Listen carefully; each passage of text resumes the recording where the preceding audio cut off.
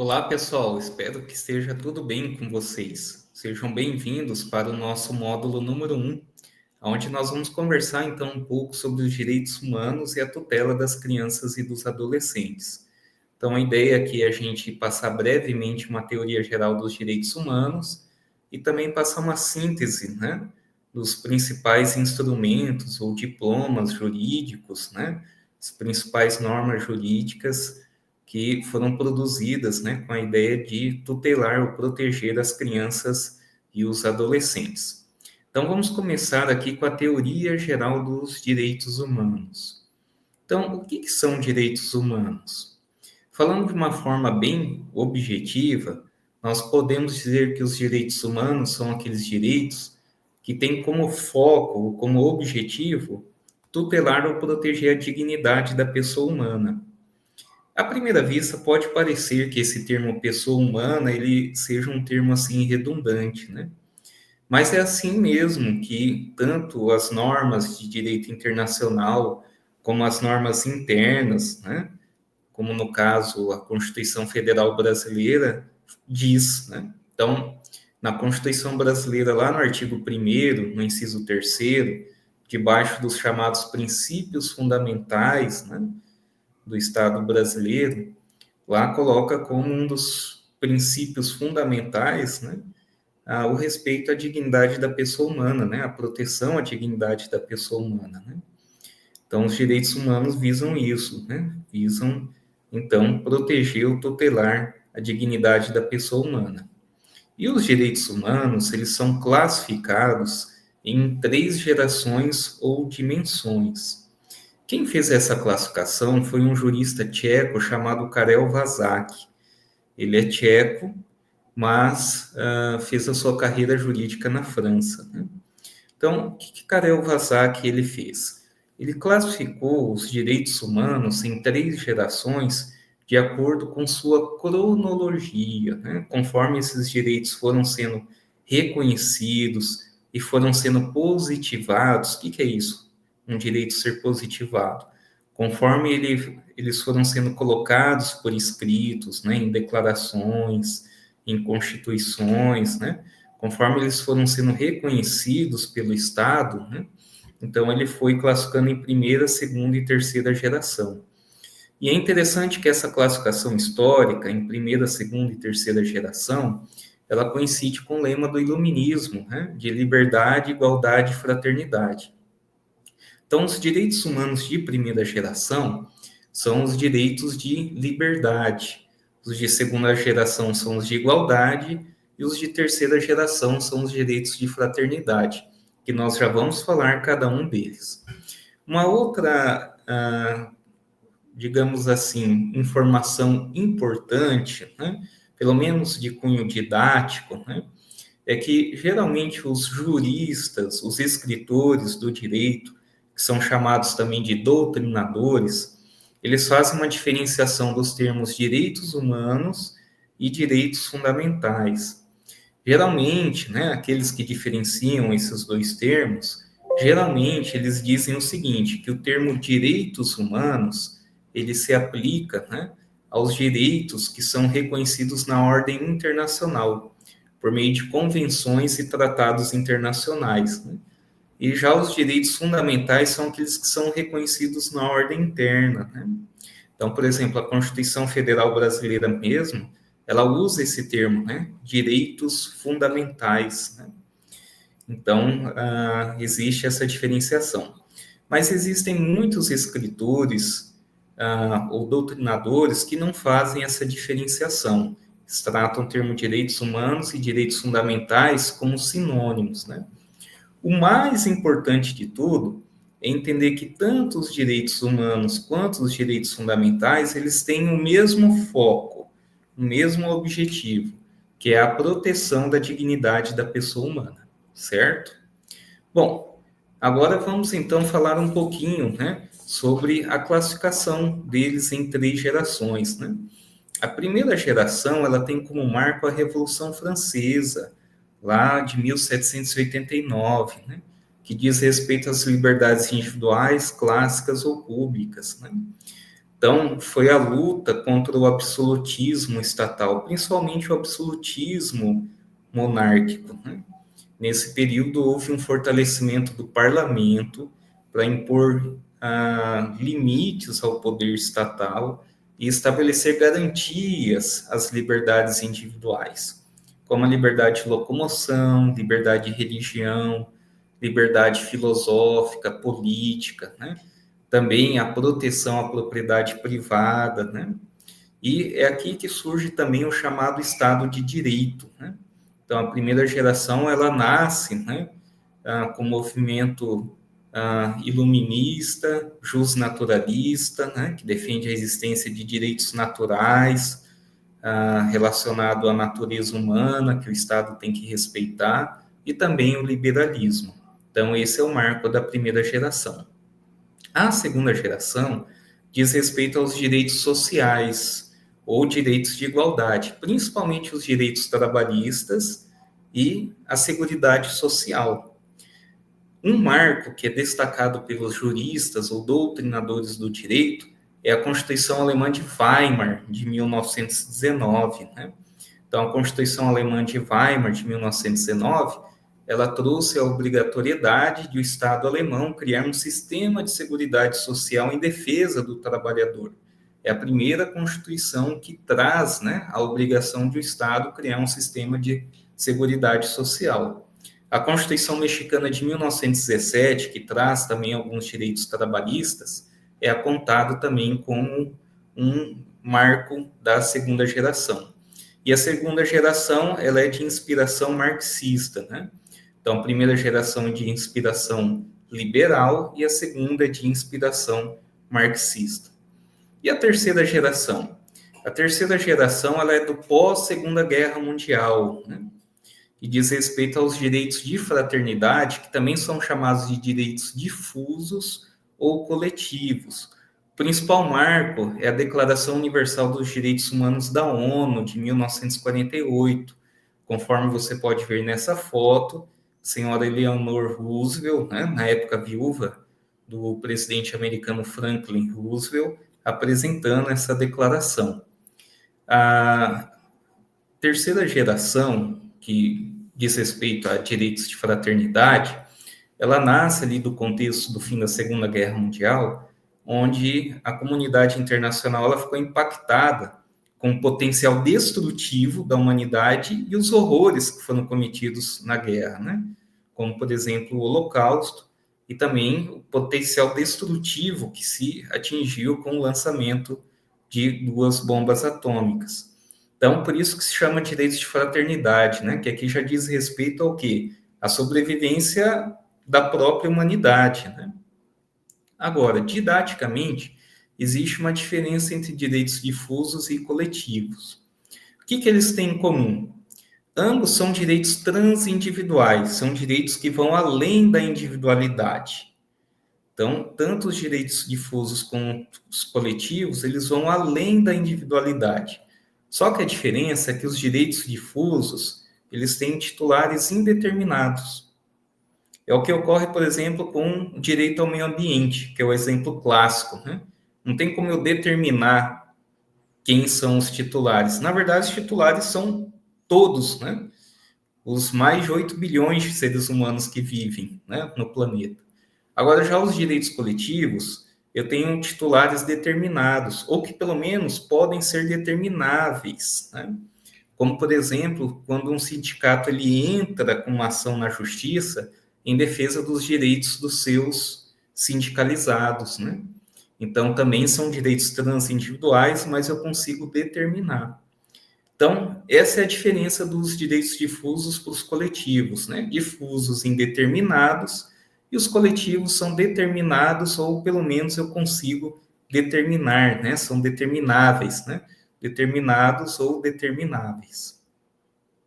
Então, essa é a classificação ou esquema geral das gerações dos direitos humanos, né? Então, primeira geração tem foco na liberdade, segunda nos direitos de igualdade sociais e a terceira geração nos direitos difusos. Dois esclarecimentos importantes, né? Primeira observação é que nenhuma geração é superior à outra. Então, não é verdade dizer que um direito social é mais importante que um direito individual. Não. Na verdade, eles têm que conviver de forma harmônica, né? Tem até um princípio jurídico alemão, chamado de princípio da proporcionalidade, que trabalha essas questões, né? Então, uma geração não é superior à outra. Só é dividida em primeira, segunda e terceira geração só para fazer um critério cronológico, né? E o segundo é que pode ser utilizado o termo dimensão ao invés de geração. Inclusive, muitos doutrinadores ou juristas do direito até usam esse termo geração para afastar essa ideia, né, que o termo geração passa, né, de que uma geração ela se sobrepõe à outra, né, ou de que uma geração, a mais nova, né, ela deixa a geração anterior ultrapassada, né? Então, tem essa preocupação no direito de fazer essa classificação de dimensão ao invés de geração, certo? Então, se você quiser usar o termo dimensão, também não tem problema nenhum. Primeira, segunda e terceira geração ou primeira, segunda e terceira dimensão. Muito bem. Vamos falar um pouquinho agora sobre os direitos das crianças e adolescentes. Vamos falar um pouquinho sobre o seu histórico, né? Aqui estão os principais diplomas históricos que tratam dessa questão.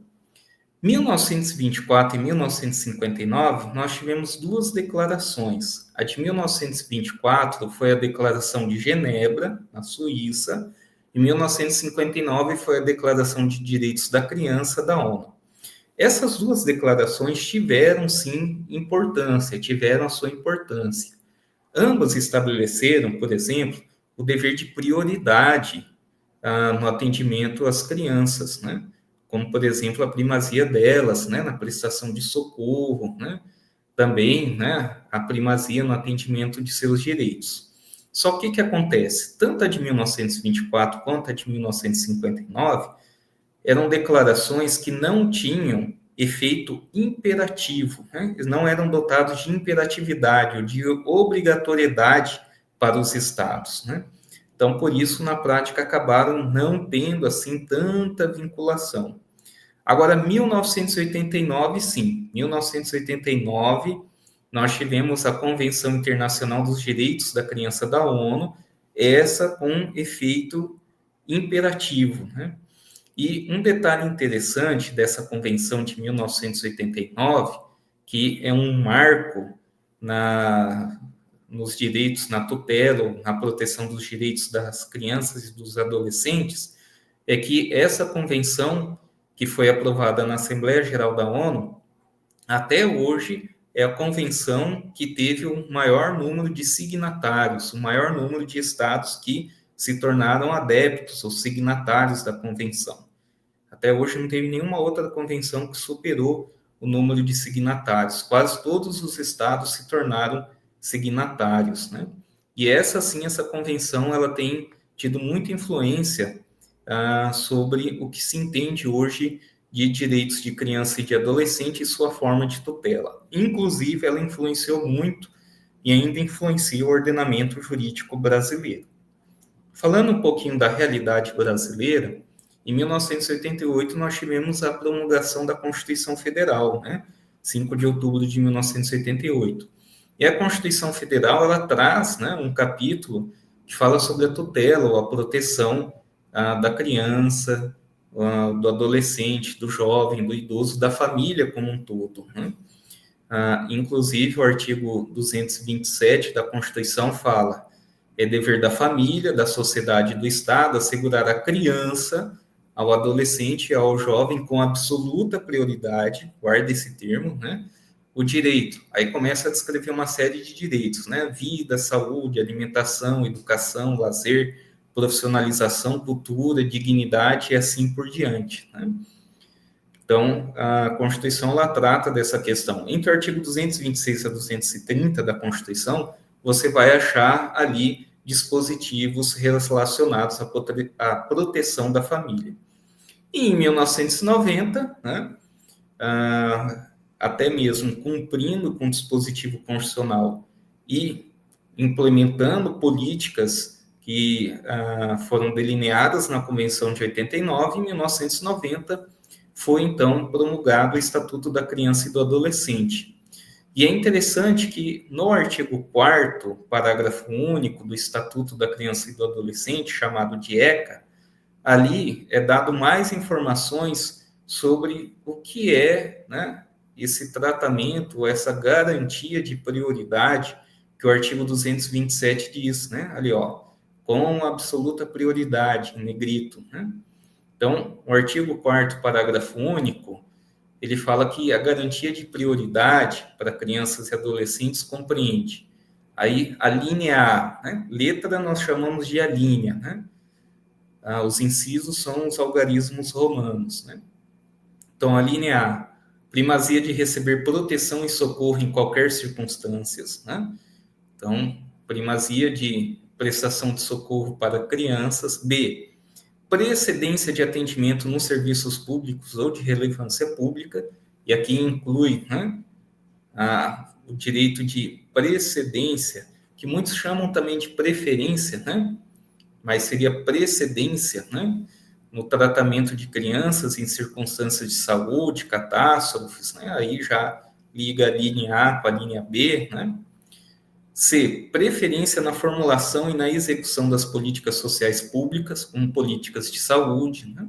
Saúde mental, que está muito ligada à nossa temática, né? Que vamos começar a explorar a partir do módulo 2, e destinação privilegiadas de recursos públicos nas áreas relacionadas com a proteção à infância e à juventude, certo? Então, essa era a visão geral que nós tínhamos para passar, né? A partir do próximo módulo, módulo 2, nós já vamos entrar especificamente na questão dos fatores e prevenção ao suicídio infanto-juvenil, mas nós queremos deixar uma revisão para você.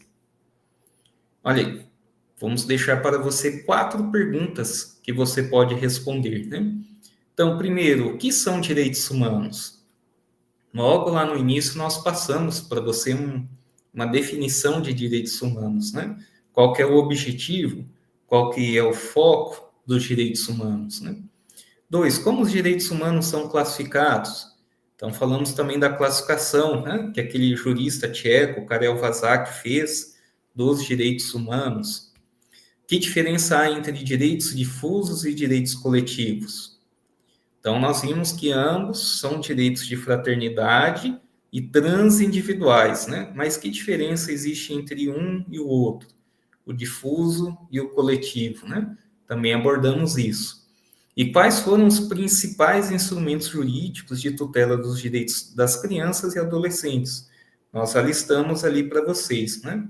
E no Brasil, né, nós temos principalmente um instrumento que falamos ali para vocês, né, que é um instrumento destinado especificamente a isso, né, a tutela das crianças e dos adolescentes. Muito bem, nós agradecemos, né, a sua atenção a esse primeiro áudio, né, você pode responder essas perguntas, se ficar com dúvida ou não se recordar de alguma, não tem problema, né, só voltar no áudio, né, e nós estaremos aí juntos no módulo 2, quando nós vamos começar a falar, então, da questão, né, dos fatores de risco e da prevenção ao suicídio infanto-juvenil. No módulo 3, o professor Michel e o professor Paulo Aidamos vão falar, né, sobre a questão do bullying, do cyberbullying, que é um dos fatores de risco do suicídio, uma questão muito importante, né? Suicídio infanto-juvenil muitas vezes tem como contexto o bullying e o cyberbullying. E no módulo 4, eu voltarei entrevistando o professor Edilson dos Reis, psicólogo, especialista na temática da prevenção ao suicídio. Acredito que nessa entrevista, muitas das dúvidas que vocês têm, nós poderemos esclarecer. Tá, joia? Pessoal, foi um prazer poder trabalhar com vocês e aguardo vocês a partir do segundo módulo. Um grande abraço a todos.